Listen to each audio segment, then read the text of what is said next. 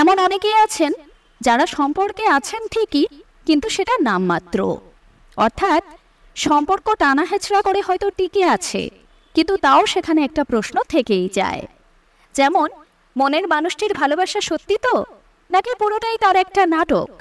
আর এই প্রশ্নটা তখনই মনে আসে যখন সঙ্গীর আচরণ কিছুটা অস্বাভাবিক হয়। তাই আপনার মনের মানুষটির ভালোবাসা সত্যি নাকি সেটা নাটক, সেটা বোঝার জন্য এই 11টি সংকেতই যথেষ্ট। নিজের সম্পর্কের সাথে সংকেতগুলো অবশ্যই মিলিয়ে নিন। নাম্বার 1, তার মুড আবহাওয়ার মতো মুহূর্তে মুহূর্তে চেঞ্জ হয়। অর্থাৎ আজ হয়তো সে আপনাকে ফোনের পর ফোন, মেসেজের পর মেসেজ দিচ্ছে, তারপর আবার 2-4 দিন তার কোনো পাত্তা নেই। আপনি ফোন করছেন, ফোন কেটে দিচ্ছে, কিংবা ব্যস্ততা দেখাচ্ছে। মেসেজ করছেন কিন্তু রিপ্লাই নেই। নাম্বার 2, আপনি সবার শেষে আসেন। অর্থাৎ সমস্ত কাজের শেষে, বন্ধুদের সাথে আড্ডা দেওয়ার শেষে, নিজের সাথে সময় কাটানোর শেষে, এমনকি বাড়ির পোষা প্রাণীটিকে সময় দেবার পর আসে আপনার নম্বর। নাম্বার 3, ভালোবাসি কথাটা ফোন আর মেসেজের মধ্যেই সীমাবদ্ধ থাকে। সেটা পরিবার, বন্ধু বান্ধব কিংবা অফিস কলিগ কারুর কাছেই পৌঁছয় না। আপনি কারণ জিজ্ঞাসা করলে তার থেকে অবাস্তব কিছু যুক্তি শুনতে পাবেন। নাম্বার 4, সম্পর্ক নিয়ে কোনো ভবিষ্যৎ পরিকল্পনা করা চলবে না। আপনি সেই প্রসঙ্গে কথা তুললে প্রচণ্ড ঝগড়াঝাটি হচ্ছে, কথা কাটাকাটি হচ্ছে, এমনকি কথা বলা অবধি বন্ধ হয়ে যাচ্ছে।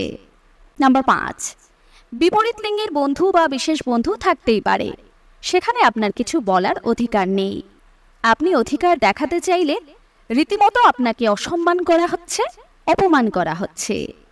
নাম্বার 6, একে অপরকে মোটামুটি জানার সুযোগ দেবার আগেই ভালোবাসি কথাটা বলে আপনার সাথে শারীরিক সম্পর্ক স্থাপনের প্রস্তাব দেয়। সেখানে আপনার ইচ্ছে অনিচ্ছের কোনো দাম নেই। নাম্বার 7, হাতে নাতে ধরা খেলে আপনাকে বন্ধু বলে দিব্যি চালিয়ে দিচ্ছে, নয়তো চূড়ান্ত লেভেলে আপনাকে ভাই বা বোন বানিয়ে দিচ্ছে। তাও সত্যিটা মুখ ফুটে বেরোবে না, এমনকি আপনাকেও বলতে দেওয়া হবে না। নাম্বার 8, আপনার সম্পর্কে কোনো গুরুত্বপূর্ণ ইনফরমেশন বা দিন নিজে থেকে মনে রাখতে পারে না, আপনাকেই মনে করাতে হয়, ভালোবাসার ভিক্ষে চাইতে হয়। নাম্বার 9, তার লাইফের গুরুত্বপূর্ণ কোনো কথা আপনি জানতে পারবেন না। যদি বা অন্যের থেকে জানতে পারেন এবং তাকে এ নিয়ে পাল্টা প্রশ্ন করেন, তখন আপনাকে অপ্রাসঙ্গিক কিছু কথা বলে কিংবা ইয়ার্কি ফাজলামো মেরে আপনার মনোযোগ অন্যদিকে ঘুরিয়ে দেবে। নাম্বার 10, সোশ্যাল মিডিয়ায় তার কোনো ছবিতে লাভ রিয়াক্ট করতে পারবেন না, তাকে কোনো ভালোবাসার পোস্টে ট্যাগ করতে পারবেন না, তার ফেসবুক, ইনস্টাগ্রামের পাসওয়ার্ড জানা তো দূরের কথা, দরকার হলে আপনি ফ্রেন্ড লিস্ট থেকেও বেরিয়ে যেতে পারেন।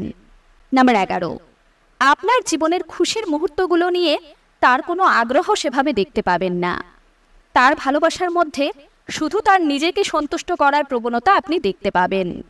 সেখানে আপনার মন খারাপ, আপনার খুশির মুহূর্ত, সেগুলো কোনো কিছুই বিশেষ ম্যাটার করে না।